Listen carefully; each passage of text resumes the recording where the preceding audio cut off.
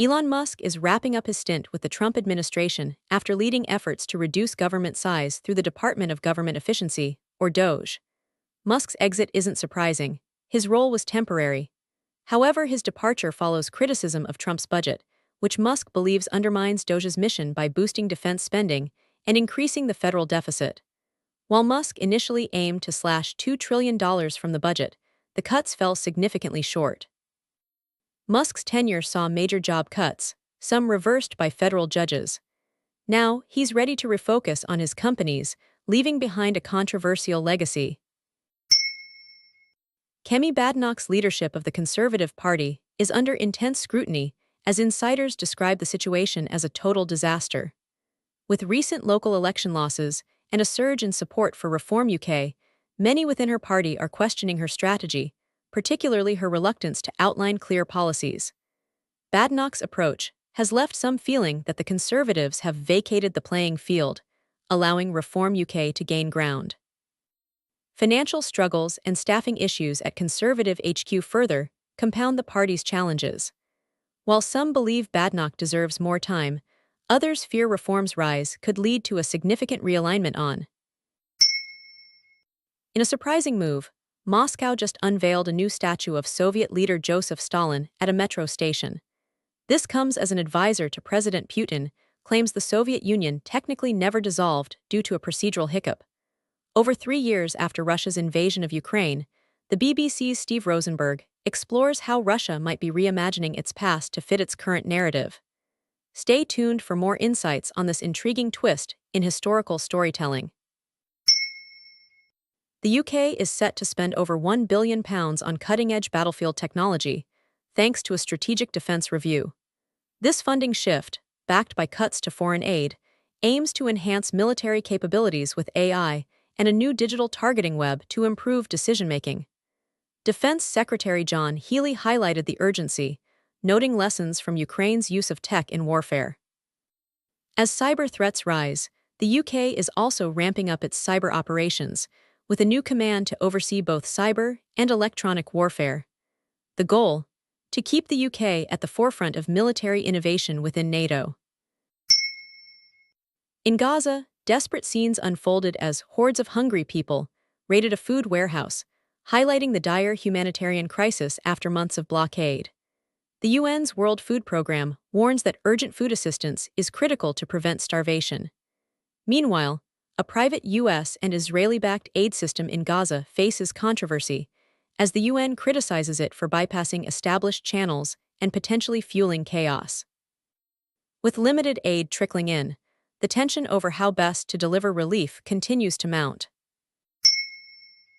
Deborah Lee Furness is opening up about the betrayal she feels amid her divorce from Hugh Jackman. After 27 years together, the couple announced their split in September, with Furness sharing that while it's a deep wound, it's also a journey towards self-love and liberation. Meanwhile, Jackman has kept things light on social media, posting a playful video of himself skipping to NSYNC's Bye Bye Bye. It seems both are navigating this new chapter in their own unique ways. The UK government is making it easier to install heat pumps by lifting a key planning restriction, part of the Warm Homes Plan aimed at cutting emissions and lowering bills. Previously, heat pumps couldn't be placed within a meter of a neighbor's boundary without permission, a big hurdle for those in terraced homes. While the rule change is a win for many homeowners, high upfront costs remain a significant barrier, especially in older and rented properties. As the country shifts towards renewable energy, the hope is that heat pumps will become a more viable, eco-friendly option for heating homes. The UK government is set to revolutionize the pension industry with a bold new plan for £25 billion megafunds. These funds aim to spark local economic growth by mandating a chunk of investment stay within the UK, boosting pensions and pouring billions into clean energy and high-growth businesses. With backing from major pension firms and a legislative safety net if needed, this move echoes successful strategies from Australia and Canada. While some express concerns over government mandates, many industry leaders see this as a transformative step for pension schemes and the economy. Get ready for a pension shakeup that promises better returns and economic vitality. In a fiery speech, Prime Minister Sir Keir Starmer is set to slam Nigel Farage's economic policies, comparing them to the disastrous approach of former PM Liz Truss. Starmer argues that Farage's proposed tax cuts are a risky gamble that could hike mortgage costs and wreak havoc on the economy. This comes as Farage Reform UK party gains traction, making significant inroads in recent local elections. Meanwhile, Farage brushes off the criticism, labeling the Conservatives as irrelevant and buoyed by Reform's electoral successes. As the political battle heats up, Starmer clearly sees. In Liverpool, police have extended their detention of a 53-year-old suspect involved in a shocking incident where a car plowed into football fans during a victory parade, leaving 7 still hospitalized from the 79 affected. The suspect, from West Derby, faces allegations of attempted murder, dangerous driving, and driving under the influence of drugs. The chaos unfolded when the car followed an ambulance through a roadblock. Prime Minister Sir Keir Starmer visited Merseyside to discuss the incident, praising the city's response. Meanwhile, detectives are making strides in their investigation, trawling CCTV footage to piece. The Tate brothers are facing serious legal troubles in the UK, with prosecutors unveiling 21 charges against them, including rape, human trafficking, and actual bodily harm. Andrew and Tristan Tate, known for their controversial online presence, are currently under investigation in Romania for similar accusations. The UK charges were authorized in 2024, but the brothers will remain in Romania until their legal issues there are resolved. Despite their claims of innocence, the allegations keep piling up for these high-profile influencers. In a heartbreaking case from South Africa, a mother has been convicted of selling her 6-year-old daughter, Jocelyn Smith, who went missing over a year ago. The courtroom was filled with tears as a video of Jocelyn laughing was played, highlighting the tragedy of her disappearance. Her mother, Raquel Smith, along with 2 others, was found guilty of kidnapping and trafficking the child. The case has gripped the nation, drawing comparisons to the famous Madeleine McCann disappearance. Despite the convictions, Jocelyn's whereabouts remain unknown, leaving families and communities desperate for answers and hope. Thames Water is facing a record £123 million fine for hundreds of sewage spills, making headlines as Britain's biggest sewer rats. Meanwhile, the European Central Bank's Christine Lagarde may cut her term short for a new role at the World Economic Forum, potentially sparking a leadership race. Over at Heathrow, chaos ensued during a power cut, while the boss slept with his phone on silent. In health news, UK doctors are warned that strikes could hinder NHS recovery, as the government stands firm against a 29% pay hike demand. Meanwhile, the Daily Express celebrates securing funding for veterans. In a journey marked by perseverance and heartbreak, Arisley, a Salvadorian immigrant, and her family made 3 attempts to cross the Rainbow Bridge from the U.S. to Canada, seeking refuge from President Trump's deportation policies. While their 3rd try was successful, their story highlights the growing number of asylum seekers fleeing the U.S. for Canada, only to face strict border policies. The family's struggle underscores the complexity and emotional toll of navigating international immigration laws. As more families seek similar paths, the spotlight is on how these regulations impact human lives. In Ukraine, new fiber optic drones are changing the face of warfare, presenting a terrifying challenge. These drones, used predominantly by Russia, can't be jammed electronically, making them a formidable threat on the battlefield. As Ukrainian forces adapt to these new tactics, towns like Rodinsk suffer devastating attacks, leaving them in ruins. Soldiers now face longer deployments and increased risks, as drone technology blurs traditional front lines into a chessboard of uncertainty. Despite these challenges, Ukraine is ramping up its own drone production to counter the threat. In a shocking case from France, former surgeon Joel Lesquanec has been sentenced to 20 years in jail for sexually abusing hundreds of patients, mostly children over 25 years. Despite the heavy sentence, victims and their families are outraged, arguing it's insufficient given the scale of his crimes. Lesquanec, already serving time for previous offenses, admitted to abusing 299 victims, often while they were sedated. The trial has sparked calls for tougher laws and greater awareness, highlighting a systemic failure to protect vulnerable patients. Victims hope this case will lead to meaningful changes. UK car production hit a major speed bump in April, dropping to its lowest level in over 70 years, excluding the pandemic. The shift to electric vehicles, coupled with tariffs and the timing of Easter, slowed things down. But there's hope on the horizon, as new trade deals with the US, EU, and India could rev up production soon. Despite the downturn, the industry is gearing up for a comeback. Golden eagles are making a thrilling comeback in England, with sightings reported in Northumberland after years of absence. Thanks to the South of Scotland Golden Eagle Project, which has successfully translocated young eagles, these majestic birds are now venturing south from Scotland.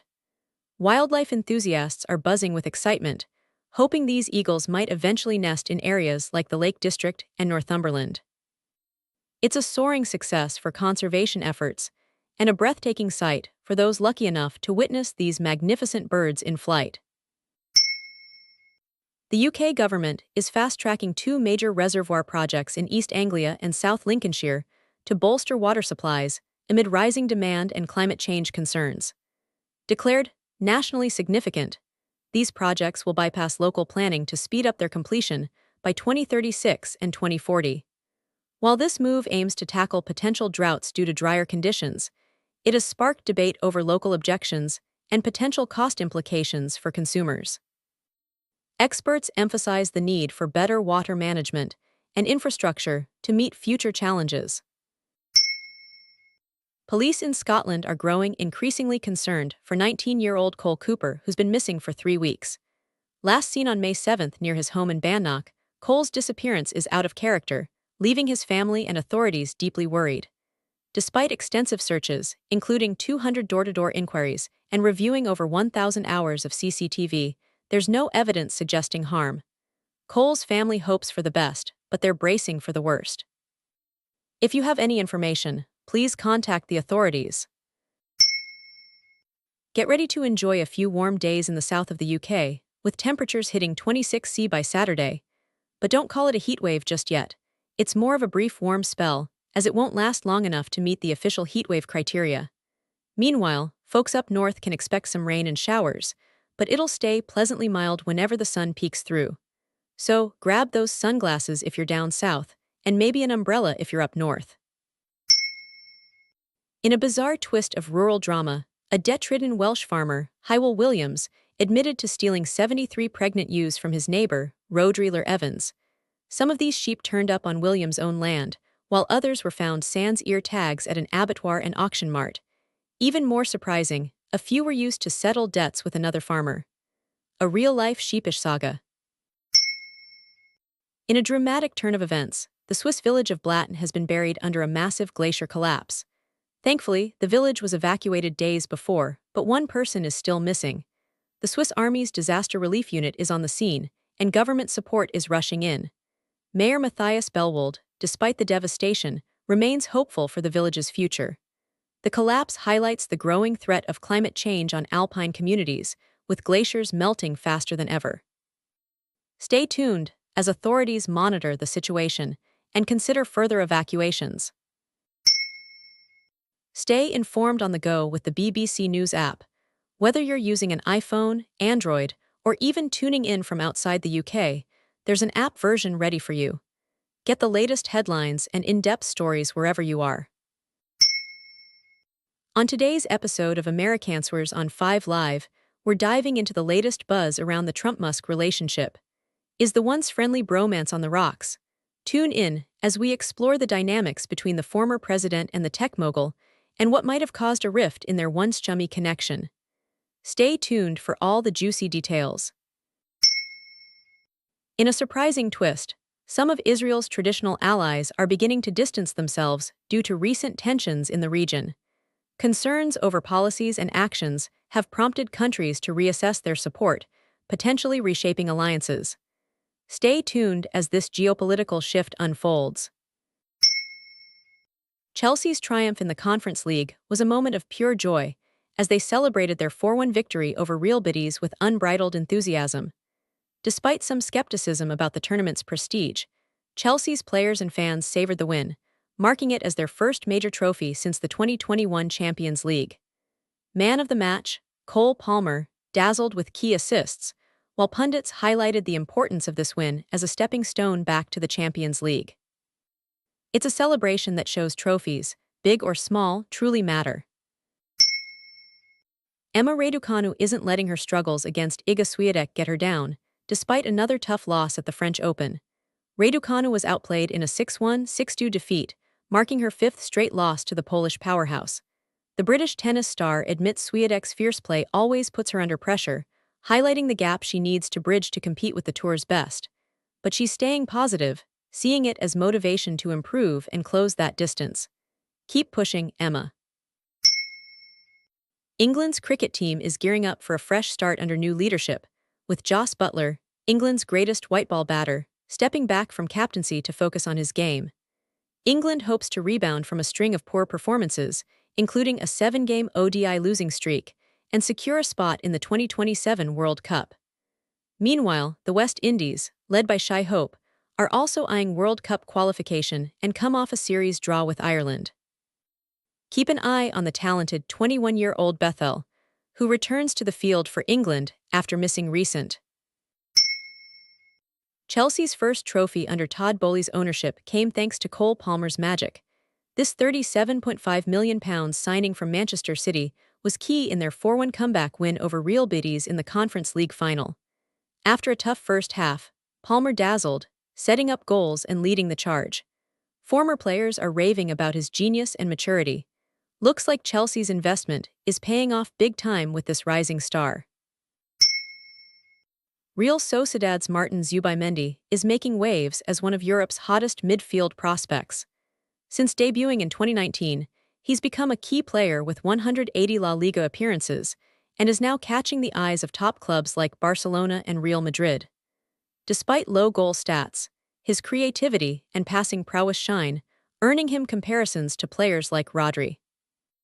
Arsenal might be eyeing him to strengthen their midfield, especially after his impressive performance in Spain's Euro 2024 win over England. Could he be the next big move in the football world? Stay tuned. Manchester United is making moves as they aim to bolster their squad. Veteran goalkeeper Tom Heaton is set for a 1-year extension, while United eyes Ipswich striker Liam Delap, who could choose between United and Chelsea soon. Meanwhile, Bruno Fernandes is off to Hong Kong amid rumors of a Saudi offer, and Alejandro Garnacho's future remains uncertain. United's exec Omar Berrada emphasizes a clear, ambitious plan for strengthening the team.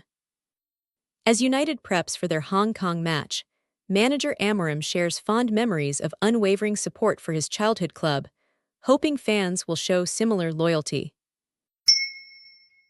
David Ancelotti is keen on becoming the next Rangers manager, after holding promising talks in London. The 35-year-old, who's been working alongside his famous father Carlo at Real Madrid, looks to step into the spotlight as a head coach.